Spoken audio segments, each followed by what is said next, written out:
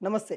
గత 10 సంవత్సరాల్లో కేసీఆర్ హయాంలో బీహార్ సంబంధించిన ఆఫీసర్స్ ఎక్కువ ఉన్నారు. అక్కడ బీహార్ రాజ్యం నడుస్తా ఉందనే అనేక విధాలుగా రేవంత్ రెడ్డి విమర్శలించిన సంఘటనలు మనమైతే చూసాం.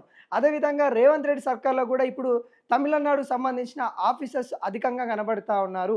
ఇదే నేపథ్యం ఇక్కడ చర్చనీయంగా జరుగుతా ఉంది.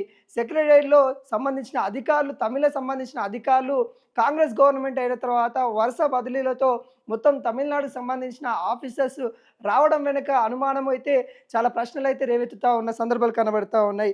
గతంలో బీహార్ సంబంధించిన ఐఏఎస్ అధికారులు చూసినట్లయితే సోమేష్ కుమార్, అంజిన్ కుమార్, సందీప్ కుమార్, రంజిత్ కుమార్ కీలక బాధ్యతలైతే వ్యవహరించిన సంఘటన మనమైతే చూసాము. కేసీఆర్ సర్కార్ ఉన్నప్పుడు బీహార్ సంబంధించిన ఆఫీసర్స్ అక్కడ ట్రాన్స్ఫర్ అయ్యి రావడం జరిగింది. అప్పుడు టీపీసీసీ అధ్యక్షుడున్న రేవంత్ రెడ్డి అనేక సార్లు విమర్శించారు. తెలంగాణలో వాళ్ళ పెత్తనం ఏంది, బీహార్ సంబంధించిన ఆఫీసర్ల పెత్తనం ఏందని విమర్శించిన వ్యక్తి ఈరోజు కాంగ్రెస్ గవర్నమెంట్ వచ్చిన తర్వాత మరి తమిళ్ సంబంధించిన ఆఫీసర్స్ రావడం కూడా గమనార్థంగా కనబడుతుంది. ఆ ఒక్కరోజు అతనే ప్రశ్నించడం జరిగింది. తను కూడా అదే దారిలో వెళ్తా ఉన్న పరిస్థితి కనబడతా ఉంది.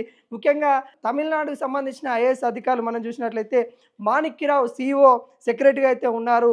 ఇలంబర్తి సెక్రటరీగా అయితే ఉన్నారు. కర్విన్ కన్నన్ జిహెచ్ఎంసీ కమిషనర్గా అయితే కొనసాగుతూ ఉన్నారు. ఇప్పుడు తమిళనాడుకు సంబంధించిన ఆఫీసర్స్ అధికంగా అయితే కనబడతా ఉన్నారు. ఒకనాడు నువ్వే విమర్శించి ఈరోజు నువ్వే అదే దారిలో వెళ్తా ఉన్నావు అన్నట్టుగా కాంగ్రెస్ గవర్నమెంట్ని అయితే విమర్శిస్తూ ఉన్న పరిస్థితి కనబడతా ఉంది. ఈ తమిళనాడు సంబంధించిన ఆఫీసర్స్ కూడా గవర్నమెంట్ సంబంధించిన క్వార్టర్స్లో ఉండకుండా శంషాబాద్ ఎయిర్పోర్ట్ నియర్ బైలో విలాసమైన జీవితాలు గడుపుతూ ఉన్నారు. వాళ్ళకి విల్లాలు కూడా ఉన్నాయి. ఆ విల్లాలు గవర్నమెంట్ ఇచ్చినాయా లేకుంటే ఇండివిజువల్గా వాళ్ళకి సంబంధించిన విల్లాలా అన్నట్టు కూడా ప్రశ్నలు అనేక అనుమానితమైన ప్రశ్నలు అయితే కనబడతా ఉన్నాయి.